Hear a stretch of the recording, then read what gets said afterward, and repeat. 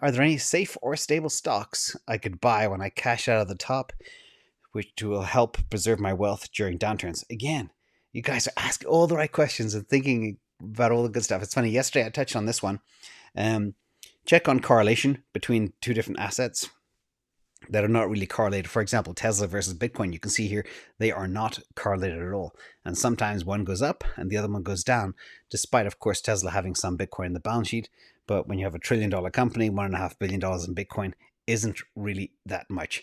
So find a winning asset that is uncorrelated to, say, Bitcoin, and then swap over when you believe we are at a top. That's plan number one. Plan number two is sell out of your position and jump into stablecoins to earn yield. This is a funny example from a while ago about somebody who made 89% in minutes. It's very risky, but again, for those who want to dig deeper, a lot of cool stuff can be done. Too risky for my blood.